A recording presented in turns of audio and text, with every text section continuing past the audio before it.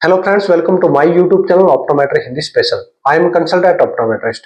तो दोस्तों, हमारी यूट्यूब चैनल पर मिलेंगे आपको आई केयर से रिलेटेड हिंदी वीडियो।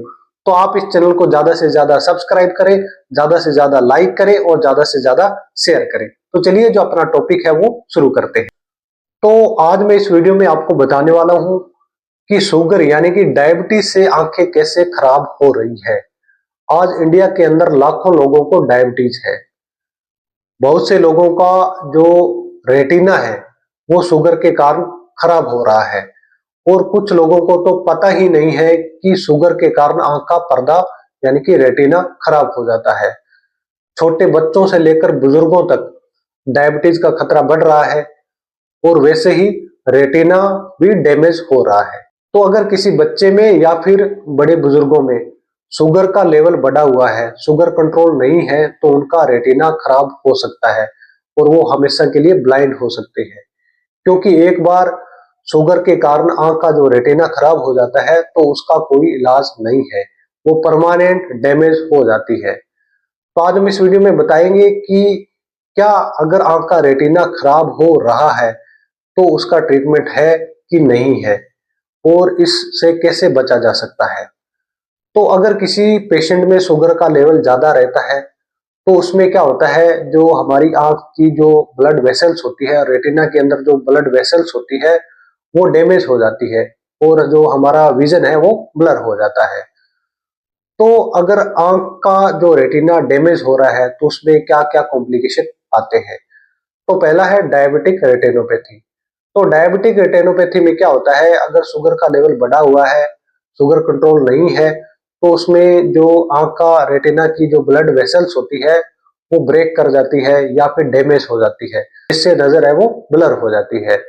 दूसरा है मैकुलर ओडिमो।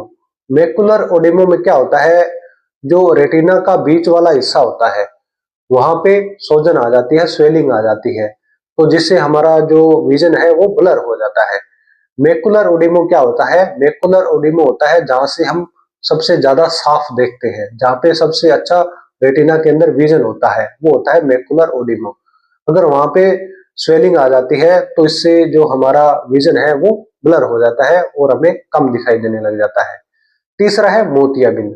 अगर शुगर का लेवल बढ़ा हुआ है, शुगर कंट्रोल नहीं है, तो इससे मोतियाबिंद जल्दी ही आ जाता है। तो डायबिटीज के कारण मोतियाबिंद भी हो जाता है।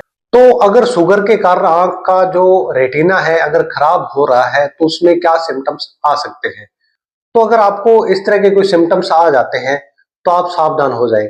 जैसे कि आपका जो विजन है अचानक से कम हो जाता है, आपको रात में देखने में डिफिकल्टी होती है, आपकी आंखों में बार बार दर्द हो रहा है, आपकी आंखों के आगे काले धब्बे या फिर मच्छर जैसे दिखाई दे रहे हैं, तो आप सावधान हो जाएं। तो हो सकता है कि आपका रेटिना खराब हो रहा है।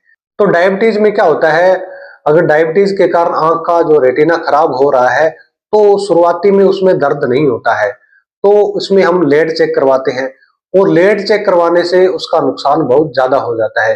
क्योंकि जो रेटिना के कारण जो आंख डैमेज होती है, जो रेटिना डैमेज होता है वो धीरे धीरे होता है और धीरे धीरे आंख का जो रेटिना को डैमेज कर देता है।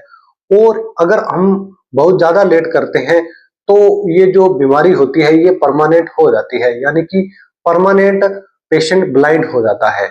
अब ट्रीटमेंट के बारे में समझते हैं। क्या इसका ट्रीटमेंट संभव है? तो हाँ, अगर आप समय पर अपना चेकअप करवाते हैं, समय पर आपको इन सिम्टम्स के बारे में पता चल जाता है और अपना इलाज करवा लेते हैं, तो इसका इलाज भी संभव है।